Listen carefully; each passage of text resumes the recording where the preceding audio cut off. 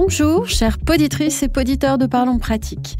Aujourd'hui, c'est en quelque sorte un crossover que nous vous proposons. Vous savez, quand les héros d'une série se retrouvent dans une autre série, c'est un peu le cas aujourd'hui. Explique-nous ça, Régis. Alors effectivement, Hélène, dans cet épisode, on reçoit Jean-Philippe Maître, un acolyte avec qui je partage un autre podcast éducation qui s'appelle Nipédu. Donc ce que tu me dis, c'est que tu as une double vie de super-héros du podcast en quelque sorte. Tu es un peu un Clark Kent pour Extra Class le jour et un Superman pour Nipédu la nuit. J'aime l'idée, mais Hélène, ça voudrait dire que nous deux, on serait quoi, les Catwoman et Batman ou les Mulder et Scully d'Extra Class ? Moi, je suis Batman en tout cas. Écoute, ça me va. Allez, on parle déjà bien trop. Revenons-en à notre épisode et au sujet du jour, en forme de provocation. Les profs parlent-ils trop en classe ? C'est vrai, on entend souvent qu'un prof occupe 80% du temps de parole dans sa classe. Est-ce que c'est beaucoup, trop, ou est-ce que c'est juste normal et logique ? La question, c'est que font les élèves pendant ce temps-là ? Est-ce qu'ils sont réellement en activité ? Et comment favoriser l'autonomie, l'aisance à l'oral, la maîtrise du langage, s'ils ont peu l'occasion de les pratiquer ? On va justement poser la question à nos deux invités, Jean-Philippe Maître donc, et puis un véritable super-héros du silence, lui, même s'il va devoir parler aujourd'hui, Sirou Pechnard. Sirou Pechnard, bonjour. Bonjour. Alors, vous êtes professeur des écoles à Poitiers et maître formateur à l'INSPE de Poitiers. Et on commence tout de suite par une question express pour se donner envie dans cet épisode. À votre avis, à l'heure actuelle, quel est le pourcentage de votre temps de parole dans votre classe ? Je dirais de façon globale entre 30 et 40%. Après, mon objectif, c'est d'arriver à 0 pour être un vrai super-héros. Mais j'ai encore du travail. Merci. Jean-Philippe Maître, bonjour. Bonjour. Vous êtes docteur en sciences de l'éducation, professeur associé à la Haute École de Pédagogie, HEP du canton de Vaud en Suisse donc. Un peu la même question, mais vous êtes enseignant dans le supérieur. Alors est-ce que vous vous êtes aussi posé cette question vis-à-vis de vos étudiants sur votre temps de parole ? Oui, alors moi je me la pose très souvent. Je pense que le temps de parole est de 95% et que c'est beaucoup trop mais face à un auditoire de 300 étudiants, c'est un autre défi. Je dis pas qu'il est plus facile ou plus difficile, mais c'est un autre défi que celui de la classe auquel il faut que je m'attelle, surtout quand je vois ce que fait Sirou. Je vous propose qu'on essaye de résoudre ce défi, en tout cas d'en donner quelques pistes avec cette première partie d'émission. Et si le prof parlait moins ?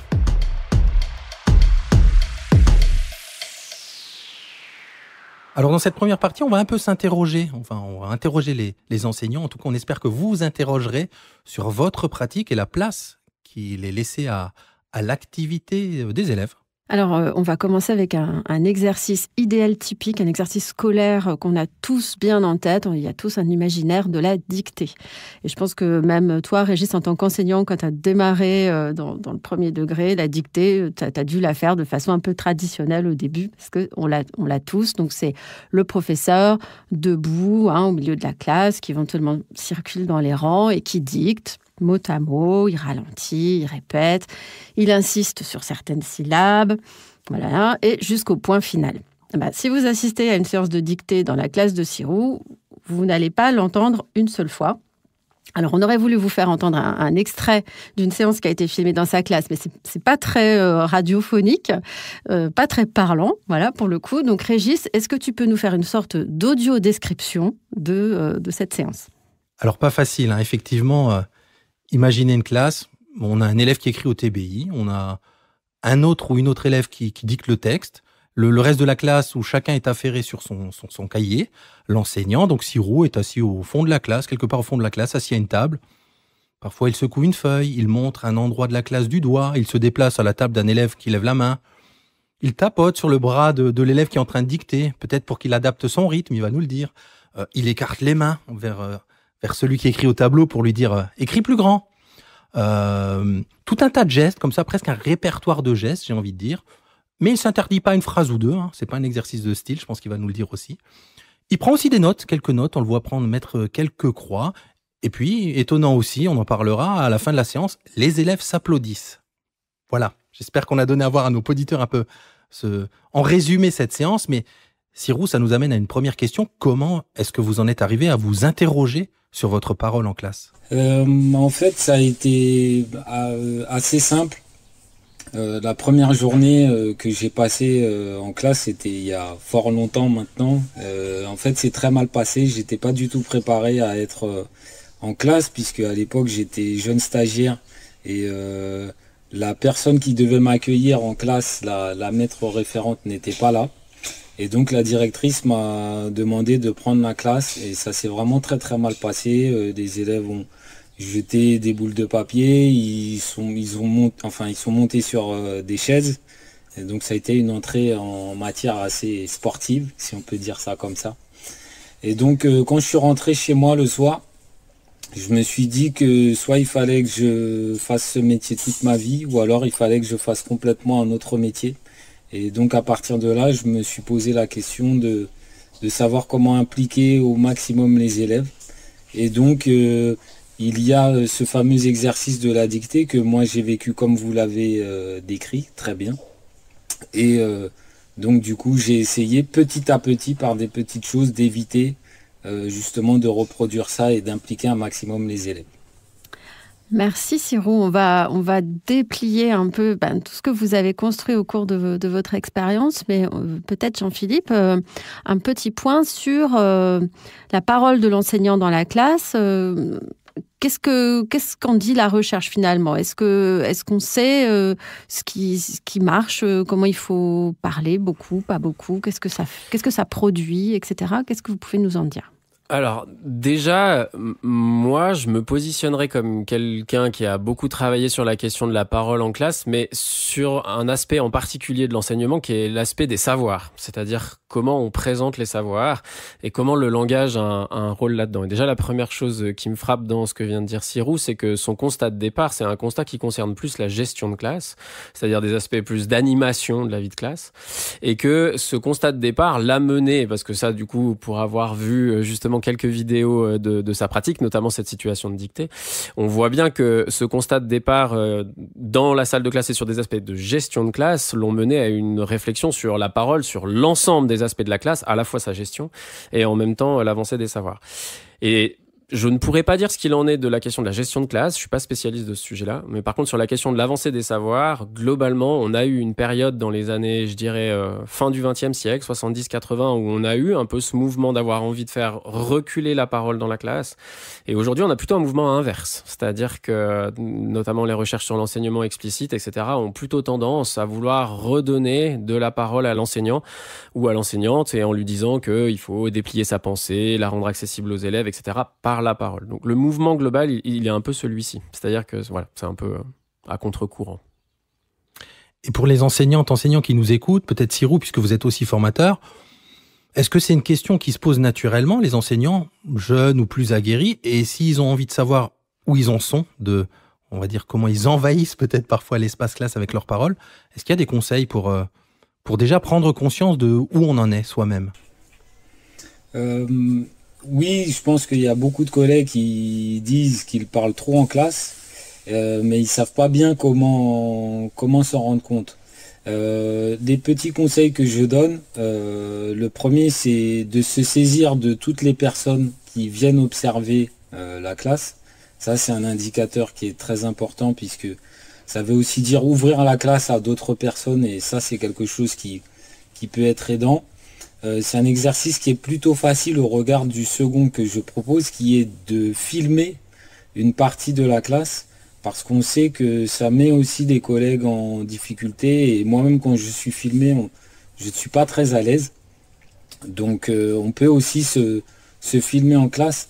Je note quand même que plutôt les jeunes enseignants qui ont baigné dans cette culture de l'image et de l'enregistrement sont moins réfractaires à se filmer eux-mêmes, peut-être une culture de l'image différente de ceux des plus anciens d'entre nous. Mais en tout cas, ils ont moins de freins pour se filmer, et donc c'est un vrai choc. Et c'est vrai que ce moment-là, c'est quelque chose qui est très important, surtout quand on rentre dans le métier, se rendre compte de la place que l'on prend au niveau physique, mais surtout au niveau vocal dans la classe, puisque finalement, ceux qui se filment, on fait des petits jeux où on enregistre le temps de parole de l'ensemble des élèves et le temps de parole juste de l'enseignant. et ils se rendent compte que c'est une valeur qui va de 1 jusqu'à 100 parfois. Donc c'est un vrai choc pour eux. Et c'est une première étape dans la prise de conscience.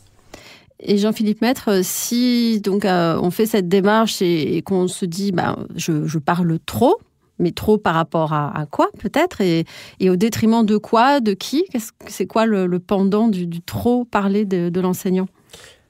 En fait, ces fameuses recherches beaucoup développées, donc comme je disais à la fin du XXe siècle, c'était cette idée de dire que l'enseignant, il a un travail non pas de construction de son discours, mais il a un travail de construction de situation. C'est-à-dire, quelles tâches je donne à mes élèves pour qu'ils soient autonomes dans ces tâches, que ces tâches soient en mesure de leur faire un retour en fait par elles-mêmes, quoique Piaget dirait que le réel résiste, et que après le travail de l'enseignant, c'est entre guillemets simplement d'accompagner les élèves face à cette résistance du réel quand ils n'arrivent pas à surmonter cette résistance par eux-mêmes.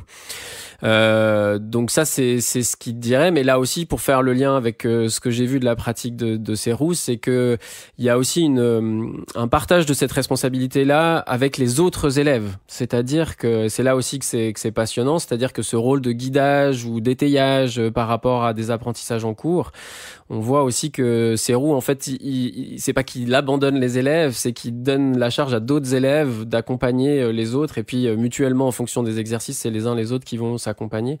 Donc on retrouve un petit peu cette idée-là, en fait, de dire, je me mets en retrait, déjà pour que les élèves soient actifs, et puis pour que même sur l'accompagnement dans les apprentissages, ce soit en fait d'autres élèves qui en prennent la charge et que cet accompagnement soit présent, tout en moi disant moins et faisant moins. On va déployer l'ensemble des points qui viennent d'être évoqués en détail dans les deux autres parties de l'émission, mais toujours sur le constat et les raisons de ce trop parler, disons ça comme ça. Est-ce qu'il y a, Sirou, vous voyez des différences entre les jeunes enseignants et les enseignants plus expérimentés, et un des éléments, je crois que vous nous avez évoqué, c'était cette espèce de peur du silence, justement, de peur de laisser de la place, de quelque chose qui semblerait pas naturel, qui est un silence à un moment. Bien sûr, je raconte toujours cette anecdote, notamment en formation, de l'accueil d'une professeure des écoles dans ma classe, qui à la fin de la matinée me disait, mais en fait, si je fais ça dans ma classe, si je suis en retrait, je ne sais pas bien à quoi je sers, et je suis complètement inutile. Et donc ça, c'est quelque chose qu'il faut prendre en compte quand même.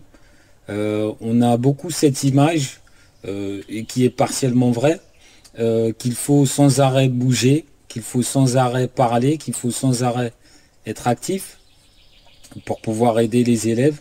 Je pense que ça, c'est quelque chose d'important, il faut absolument pas l'écarter. Maintenant, si c'est quelque chose qui est fait en permanence, c'est quelque chose qui se fait parfois au détriment des élèves, puisque moi, un de mes grands principes, c'est aussi de leur laisser l'espace aux élèves s'ils ne s'en saisissent pas. Dans ces cas-là, moi, je peux intervenir en tant que professeur des écoles, et parfois même dans certaines situations, c'est mon rôle, c'est mon devoir professionnel d'intervenir. Mais je parle toujours de ce temps de 5 à 7 secondes où je m'empêche de parler, et on se rend compte que rapidement, les élèves aussi ont horreur du vide. Et donc, ils s'expriment, ils parlent, il y a des interactions entre eux. Et quelque part, je trouve qu'en tant que professeur des écoles, on passe beaucoup de temps à essayer d'anticiper des organisations dans lesquelles on veut que les élèves s'expriment. Mais à mon sens, peut-être qu'en commençant par un petit détail qui est juste de leur laisser le temps d'interagir entre eux, ça peut être une première piste. Jean-Philippe. Oui, mais en fait, j'ai souri parce que l'exemple qui est donné du temps de latence des 5 et 7 secondes, en fait, pour le coup, pour avoir été aussi conseiller pédagogique de l'enseignement supérieur, donc avoir accompagné des enseignants du supérieur, en fait, ça, c'est un truc qu'on leur donne, qu'on leur dit, et que du coup, moi, je m'applique à moi aussi, quand on parle à l'auditoire et qu'on dit « Est-ce que vous avez des questions ?» en fait, de compter au moins jusqu'à 7 dans leur tête avant de considérer qu'il y a potentiellement pas de questions. Et en fait, on est censé rajouter une seconde par une cinquantaine d'étudiants, en fait, à chaque fois. C'est-à-dire, partant du principe que d'une part, il faut qu'ils aient fini de prendre leurs notes, que d'autre part, ils réfléchissent à ce qu'ils viennent d'écrire ou ce qu'ils viennent d'entendre pour savoir s'ils ont une question, et enfin, qu'ils arrivent à formuler la question et qu'ils trouvent le courage de parler en auditoire devant potentiellement des dizaines, voire des centaines de personnes, ce qui n'est pas facile.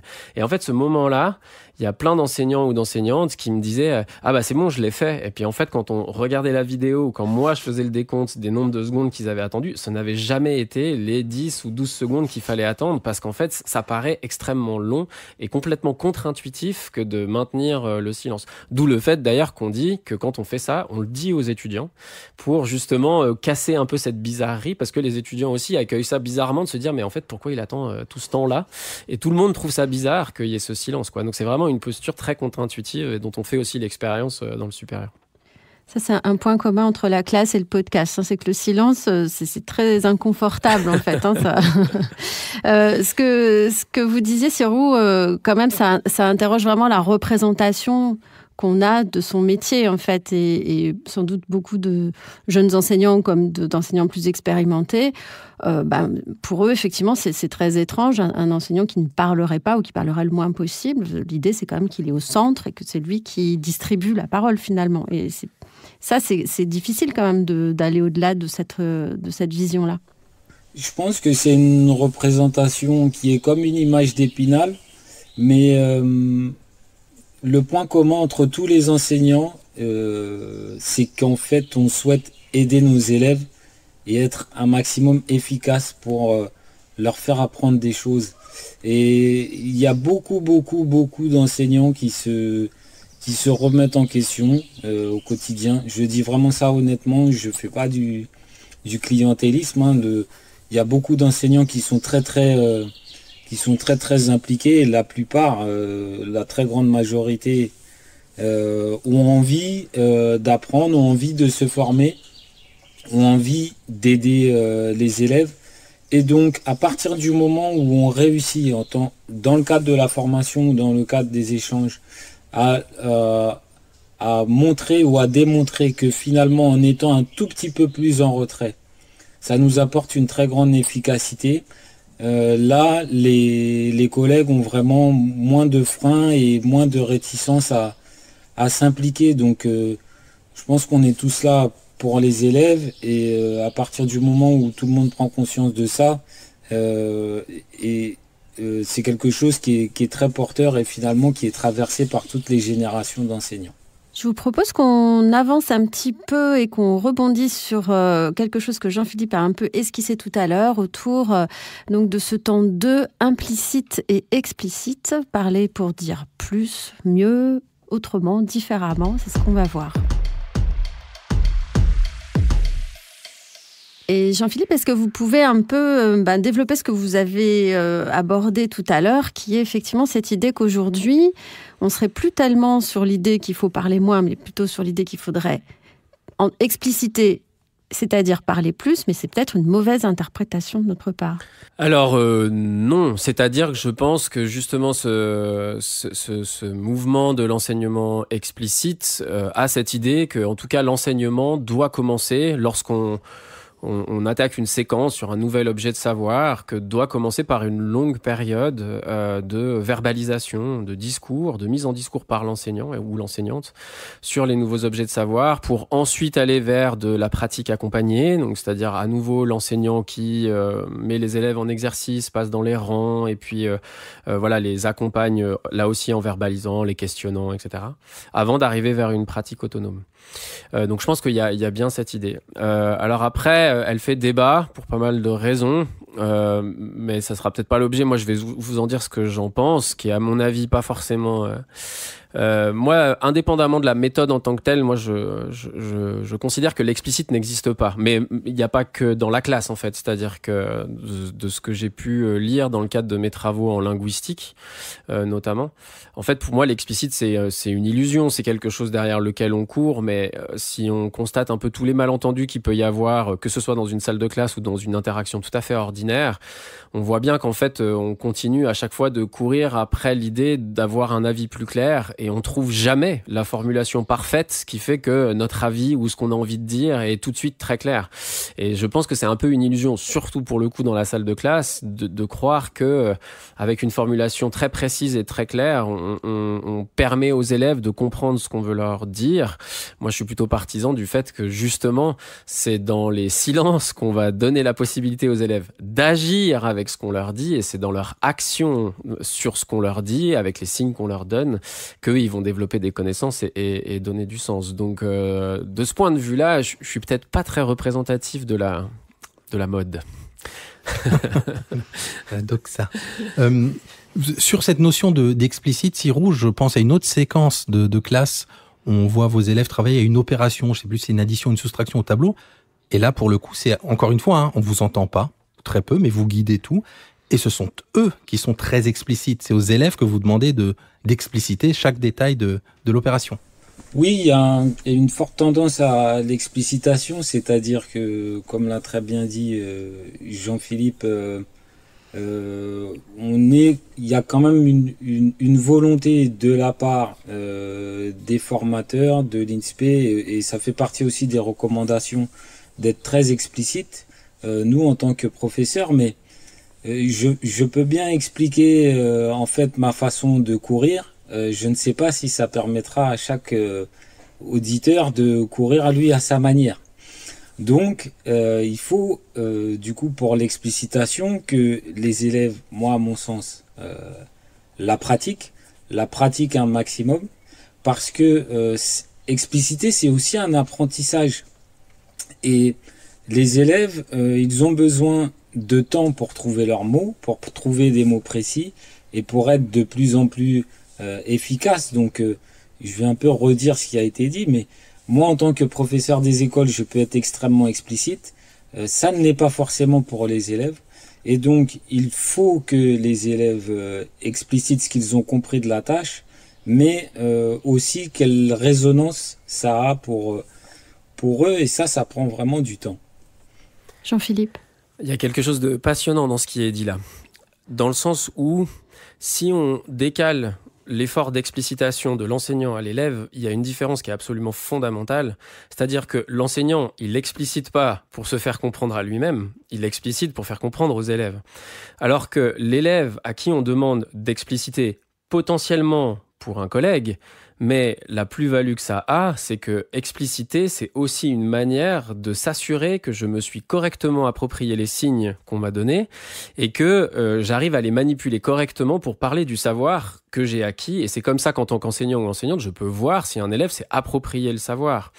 Parce que Régis, tu commençais par dire les élèves explicitent aux autres. Mais moi, je me rappelle de cette scène de la soustraction, c'est que justement, dans la manière dont les élèves formulent les choses, l'élève qui est au tableau, pour elle, il y a des choses qui restent pas claires. Donc en fait, cette valeur de l'explicitation, elle est complètement différente à mes yeux dans la salle de classe. Si elle est pour l'élève qui explicite ou si elle est pour l'élève qui écoute. Et là, pour l'élève qui écoute, que ce soit un élève ou un enseignant, il y aura toujours de toute façon un surplus de travail interprétatif, c'est-à-dire qu'est-ce qu'il essaye de me dire, qu'est-ce que je dois comprendre. Et ça, en fait, c'est la définition même de ce qu'est l'implicite en linguistique. Donc, en fait, à nouveau, c'est vraiment cette idée-là que si on décale l'explicitation du côté des élèves, c'est la fin de la boucle. L'enseignant m'a donné des signes, j'ai fait des activités pour m'approprier ces signes et je suis capable de réutiliser ces signes pour montrer que j'ai acquis le savoir. Et là, pour moi, elle a une toute autre valeur, en fait, cette travail de verbalisation. Je continuerai à ne pas dire explicitation, je dirais verbalisation ou mise en mots, mais voilà, pour moi, elle a une toute autre valeur. Alors là, justement, vous avez parlé de signes, mais c'est vrai que pour l'instant, on a surtout parlé de communication verbale, finalement, quand on a parlé de la parole de l'enseignant. Il y a tout l'aspect de communication non verbale et notamment gestuelle qui est très important dans le travail de Sirou. Et j'aimerais bien que vous nous en parliez justement dans ce travail d'explicitation, d'accompagnement des élèves. Quelle place vous donnez aux gestes? Comment vous l'avez construite? Ça s'est fait de façon naturelle, c'est-à-dire que j'ai beaucoup réfléchi à des gestes qui pouvaient être explicites pour les élèves et malheureusement il n'y en a aucun qui l'est vraiment. Donc l'idée là c'est plutôt que chaque enseignant trouve un peu une gestuelle qui lui est propre. Et en fait, quand on s'interdit de parler, on va parler des défis, je pense, dans la suite de l'émission.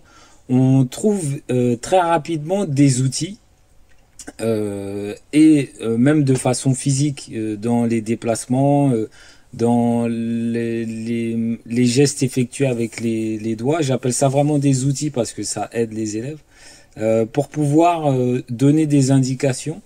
Et paradoxalement, parfois le fait de se taire et d'être soi-même en difficulté en tant que professeur des écoles, ça développe notre imagination et ça nous fait trouver des outils qui sont plus efficaces que la parole. Et ça, on va en reparler aussi au niveau des défis. Donc, ma gestuelle s'est faite dans ma pratique de classe personnelle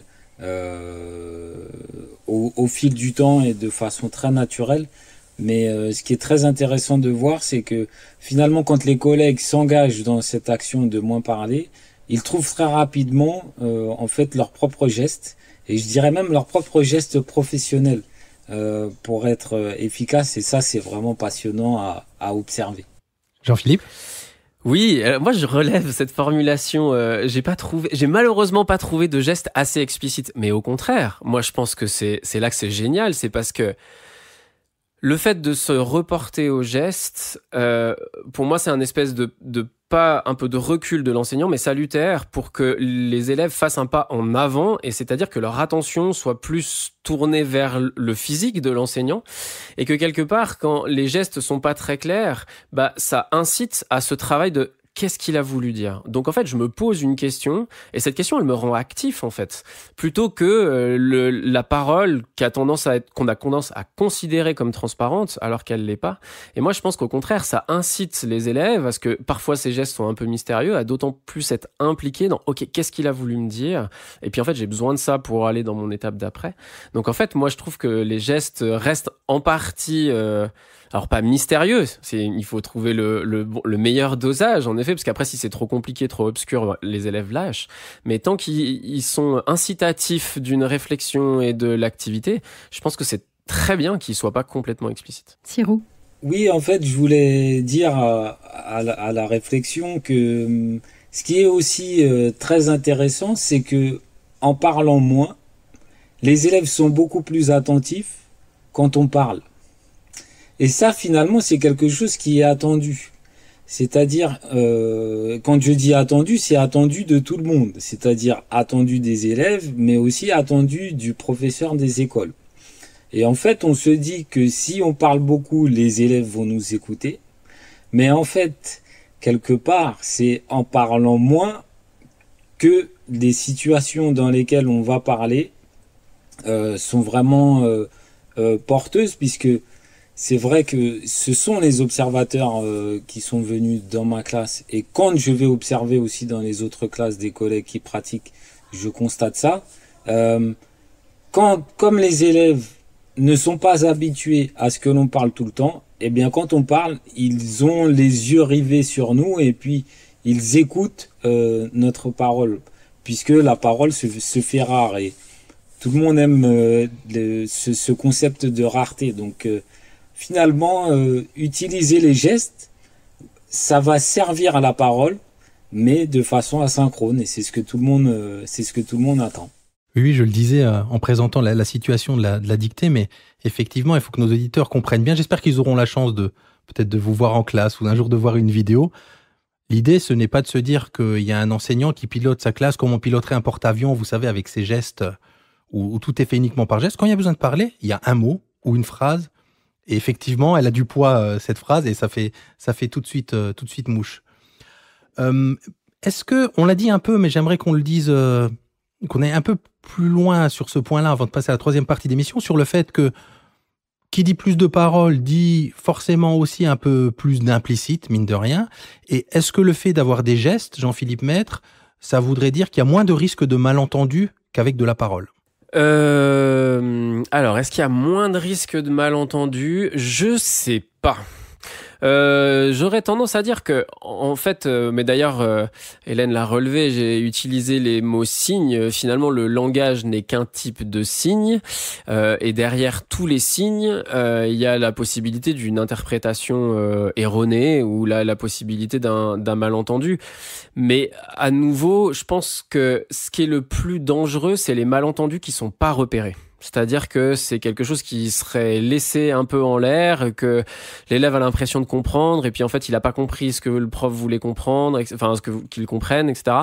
Donc, et de ce point de vue-là, je pense que ce soit la parole ou des gestes, le risque est potentiellement le même. Par contre, la chose qu'on n'a peut-être pas encore évoquée, et puis peut-être que je fais un pas trop loin dans l'émission, mais c'est qu'il n'y a pas que la parole, ni que les gestes dans la classe de Sirou, il y a aussi tous les outils de fonctionnement de la classe dont ils se dotent et qui aussi, à mon avis, contribuent à faire en sorte que, en tout cas en ce qui concerne les savoirs et la diffusion des savoirs, etc., les risques de malentendus soient amoindris. Voilà. Ben, ça nous amène tout naturellement, effectivement, à la troisième partie de l'émission, économie de la parole et autonomie des élèves.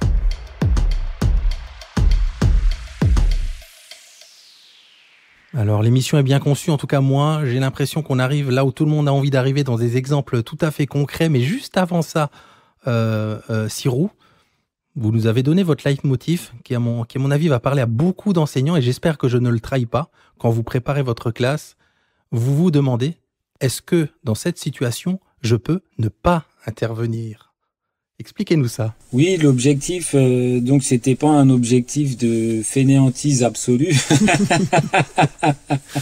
mais plutôt un objectif d'efficacité.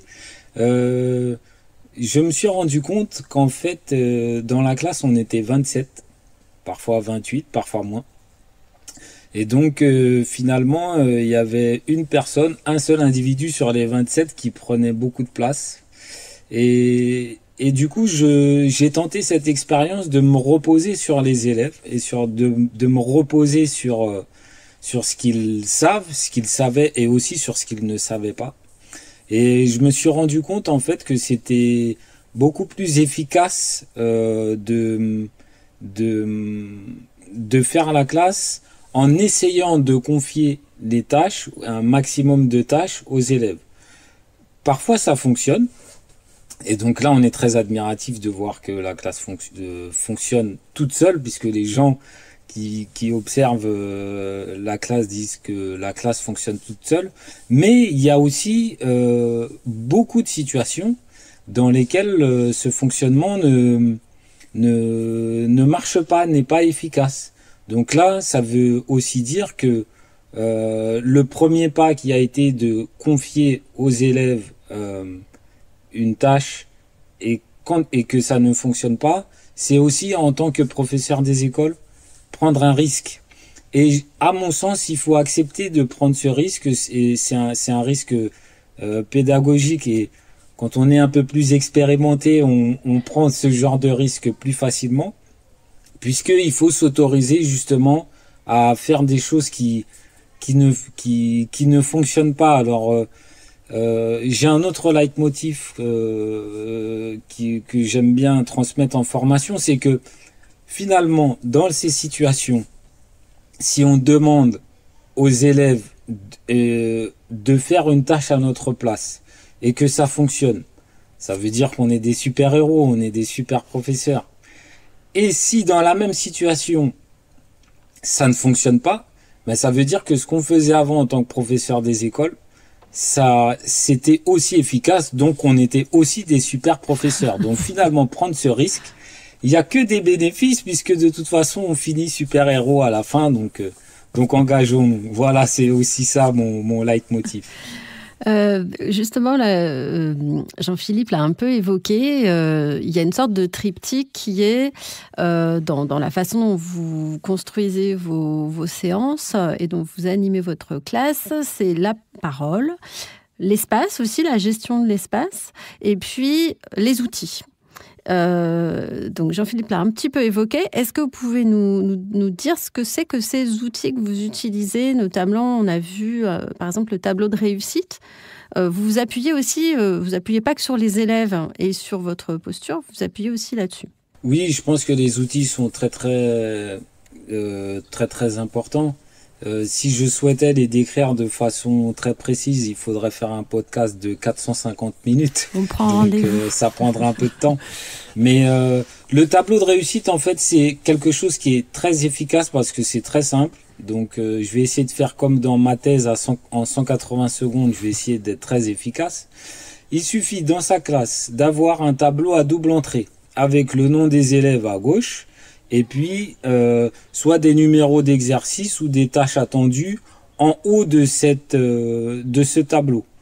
Lorsqu'un élève a fini un exercice ou lorsqu'il a fini une tâche dans ma classe, il met tout simplement une croix dans un tableau, dans ce fameux tableau qui est visible de toute la classe.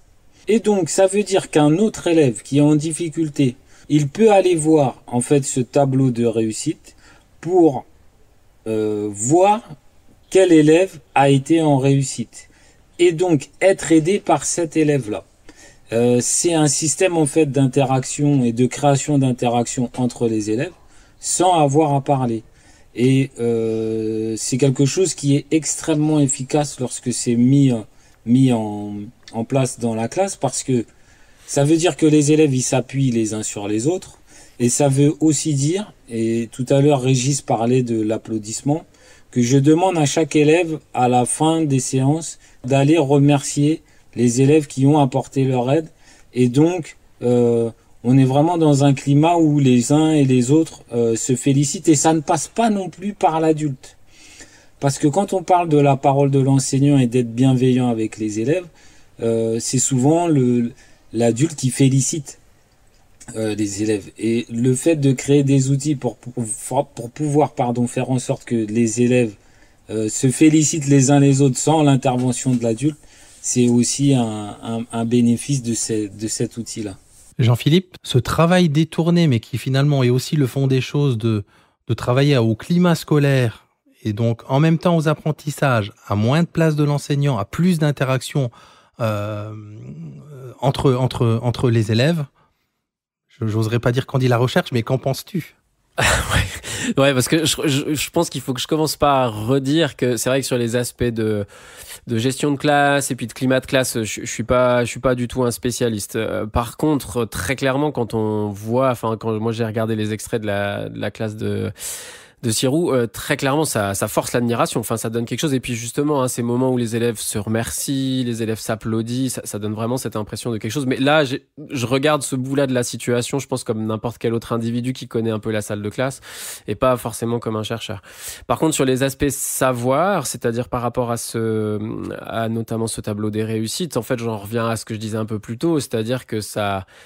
Je m'imagine élève, on m'a donné des consignes, on m'a parlé d'un contenu, je me le suis approprié en travaillant sur des exercices. Ok, j'ai réussi ces exercices, mais c'est encore l'étape d'après que de mettre à nouveau des mots pour expliquer à mes collègues ou essayer de trouver des exemples. D'ailleurs, il y a un passage de cette vidéo là où on voit un élève qui essaye d'expliquer pourquoi, je crois que c'est un petit exercice sur les pronoms sujets, et donc il doit choisir les pronoms sujets, et puis la manière dont il formule les choses pour dire, mais non, mais ça tu vois bien que ça se dit pas, et voilà, et c'est la manière dont l'élève essaye de trouver le truc pour faire comprendre à quelqu'un d'autre que ça marche pas, et ça je pense que c'est vraiment, ça a une valeur vraiment considérable pour les apprentissages des élèves. Jean-Philippe, il y a un terme que vous avez utilisé en analysant un peu cette pratique, c'est le terme de dévolution. Est-ce que vous pouvez nous en dire un peu plus ?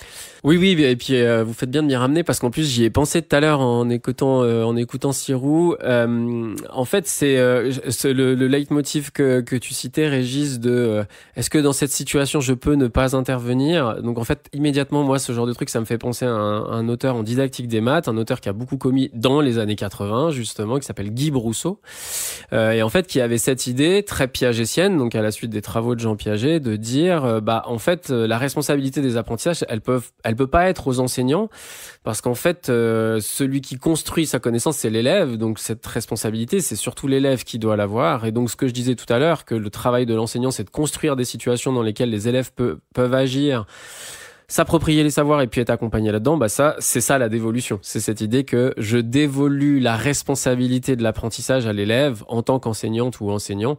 Et du coup, voilà, Guy Brousseau disait que il doit y avoir ces moments didactiques où c'est effectivement l'enseignant qui est en contrôle de la situation, mais qui doivent être des moments minoritaires, et qu'il doit y avoir des moments majoritaires où on dévolue la responsabilité de l'apprentissage aux élèves de par leur activité. Donc en effet, ce mot de donner la responsabilité à, mais qui va complètement dans le sens de tout ce qu'on dit depuis le début de cette émission. Cyril, vous l'avez évoqué à demi-mot en cours d'épisode. On a très envie d'entendre parler de vos défis, c'est-à-dire je suis enseignant, j'écoute cet épisode et j'ai forcément très envie de commencer à me lancer. Parlez-nous de vos défis en haute mer.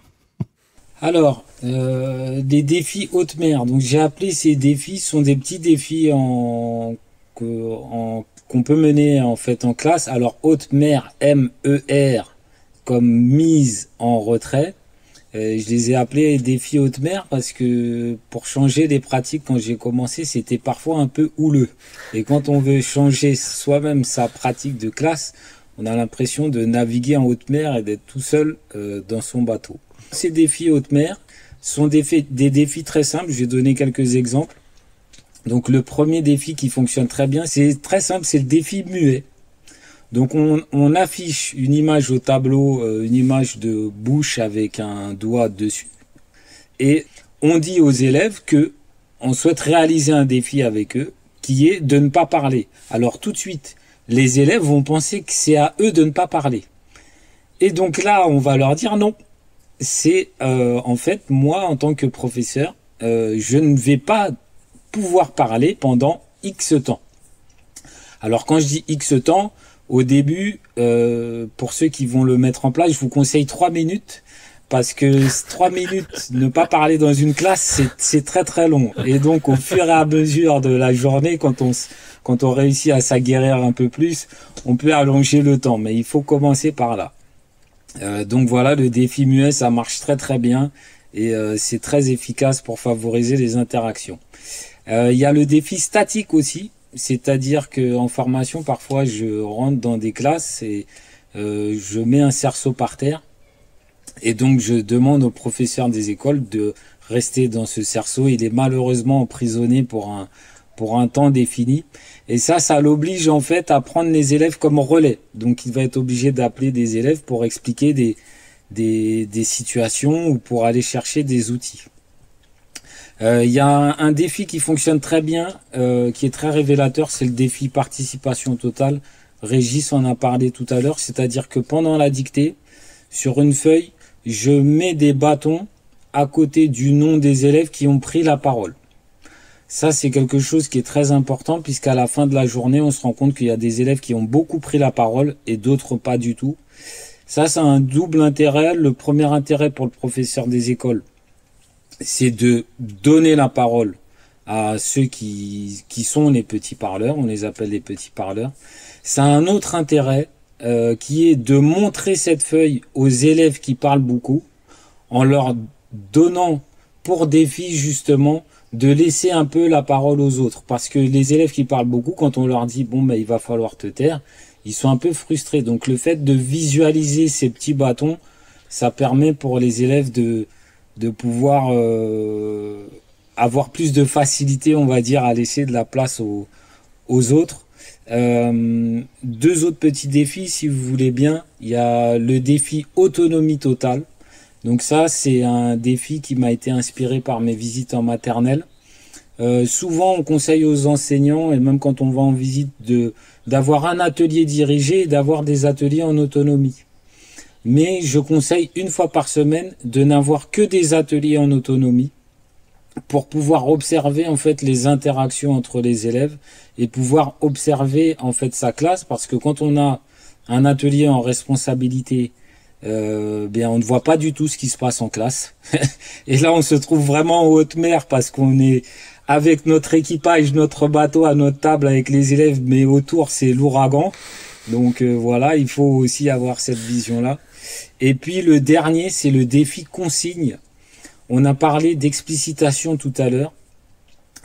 Et grâce à des collègues, notamment du second degré, on a expérimenté des séances durant lesquelles on demandait aux élèves de rentrer dans une salle, on leur donnait des supports sans passer de consignes, et on demandait aux élèves de nous expliquer ce qu'ils avaient compris du support ou ce qu'ils devaient faire en fait avec ces feuilles, et d'expliquer en fait aux professeurs des écoles quelle est selon eux la consigne qui a été attendue. Et ça a donné des choses extraordinaires parce que une fois sur deux, en fait, avec le support, les élèves ne comprennent pas ce qui est attendu d'eux ou font des choses très très scolaires. Donc voilà, ce sont quelques petits exemples de défis. Je peux aussi nommer le défi tableau où il s'agit pour le professeur des écoles de ne pas écrire au tableau. Et je précise aussi que ces défis sont cumulables. C'est-à-dire qu'on peut se proposer de faire le défi muet, le défi statique et puis le défi tableau, voilà, si on veut mettre un peu de la difficulté. Quoi qu'il en soit, et je vais finir par là, ce qui est très important, c'est qu'en fait ces défis, ils ne demandent pas beaucoup de préparation. C'est pas une grosse machine qu'il faut mettre en place, et ça permet vraiment d'avoir un aspect on va dire un peu plus ludique, mais qui permet aussi aux enseignants de s'engager rapidement. Donc si vous voulez bien mettre juste ces petits défis et juste les essayer pendant 3 minutes, on en sera tous très contents, parce que on a beaucoup parlé de moi pendant cette émission, mais c'est toute une équipe de circonscription et beaucoup d'enseignants qui m'envoient des mails ou qui me contactent. Donc on a parlé de la classe, on a parlé de moi. Pour être tout à fait honnête, ça me gêne un peu parce que c'est vraiment un travail d'équipe, c'est un travail en commun. Donc dans ma classe, c'est le travail de beaucoup de monde. Voilà. Jean-Philippe, vous vouliez réagir, je crois. Ouais, je voulais juste parce qu'en fait, au début, Sirou, quand vous avez parlé du cerceau, je me suis dit, mais pour le coup, ça sert quoi? Et en fait, quand vous êtes allé au bout de l'exemple, je me suis dit, ah mais ouais, c'est d'accord. Et donc en fait, c'est toujours la même logique, si je devais le dire, que je trouve dans ces défis ou dans toutes les pratiques dont on a parlé pour le début, c'est de dire que si l'enseignant fait moins, l'élève fait plus. À chaque fois. Parce que là, dans le cerceau, c'était vraiment de cette idée de, si je suis coincé dans mon cerceau, ce que j'ai envie qu'il soit fait, je vais demander aux élèves de le faire. Donc, en fait, tous ces défis, j'ai l'impression, en tout cas, là, comme ça, incarnent, en fait, juste cette idée de dire si l'enseignant fait moins, c'est l'élève qui fait plus. Après, le gros défi, et ça, je le minimise pas parce que c'est vraiment le gros reproche qui a été fait à toutes les approches constructiviste des années 80 qui avait un peu cette idée, c'était de dire justement ça laisse sur le bord de la route les élèves qui ont le plus de difficultés. Donc je pense que la question c'est vraiment de trouver le juste milieu, mais en tout cas moi de toute façon je reste assez convaincu de cette idée-là et je trouve que le travail de Sirou et de son équipe, de l'équipe avec laquelle il travaille, je trouve est une très très belle incarnation de comment on peut faire autre chose que le constructivisme tel qu'il était dans les années 80, autre chose que l'enseignement explicite, et inclure l'ensemble de sa classe dans des pratiques vertueuses, que ce soit sur les aspects de climat de classe ou sur les aspects des apprentissages. Donc, merci pour ce partage en tout cas. Peut-être, Sirou, juste préciser que vous n'êtes pas dans un cadre idyllique d'élèves favorisés particulièrement, et que peut-être une rapide réponse sur cette question des élèves effectivement qui peuvent être en difficulté, qui n'ont pas la maîtrise du langage, etc., par rapport à cette méthode. Moi, c'est vrai qu'on n'a pas parlé des conditions de classe. J'enseigne actuellement en réseau d'éducation prioritaire. Ça fait 20 ans que j'enseigne, on va dire, dans des milieux qu'on qualifie de défavorisés. Après, je vais être vraiment très honnête avec vous. Je me rends compte aussi que chaque professeur dans sa classe fait face à beaucoup de difficultés, que les élèves ont des niveaux vraiment très très hétérogènes. Donc même on va dire dans des classes qui passent pour idylliques, il y a toujours des problématiques importantes, très très importantes. Donc le réseau d'éducation prioritaire, c'est un paramètre à prendre en compte, mais il n'est pas le paramètre principal. Et c'est aussi pour ça que je pense qu'il y a une résonance dans les travaux, dans les échanges que j'ai avec les collègues, c'est que finalement ça concerne tous les cycles, du cycle 1 jusqu'au cycle 4.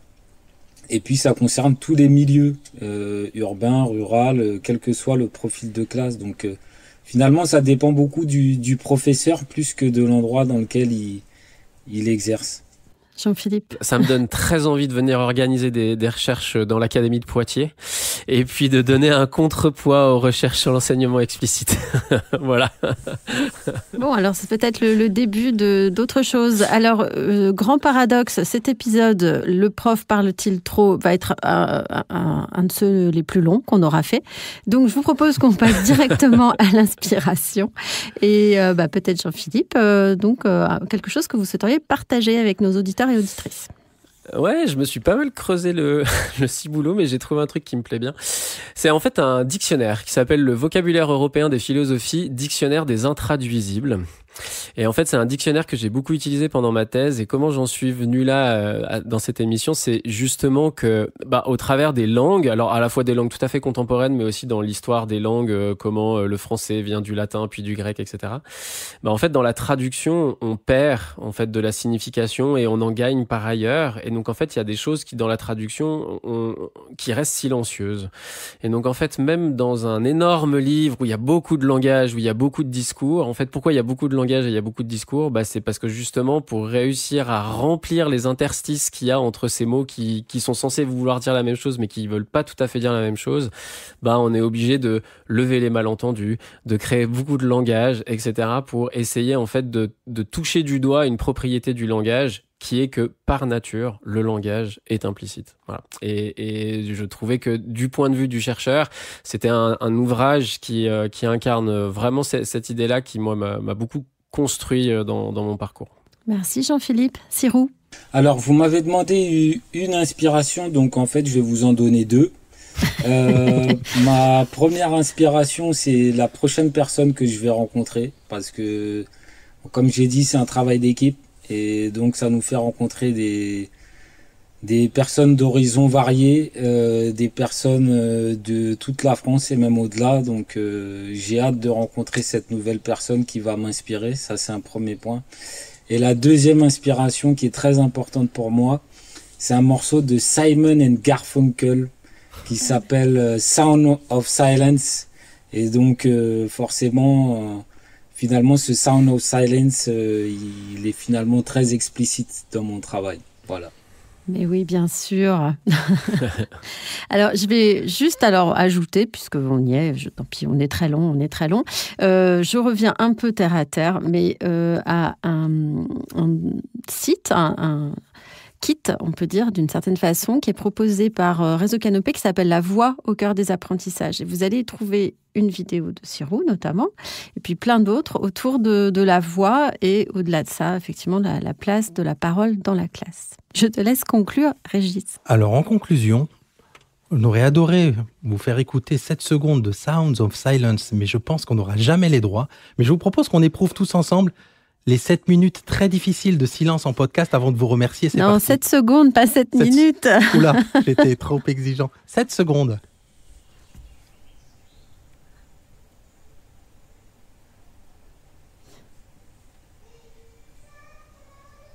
Vous n'avez pas éteint votre lecteur de podcast. Merci.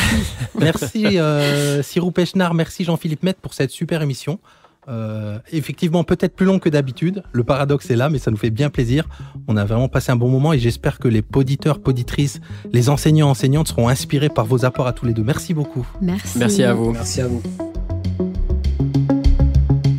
C'était Les profs parlent-ils trop en classe, préparé et animé par Hélène Audard et Régis Forgione.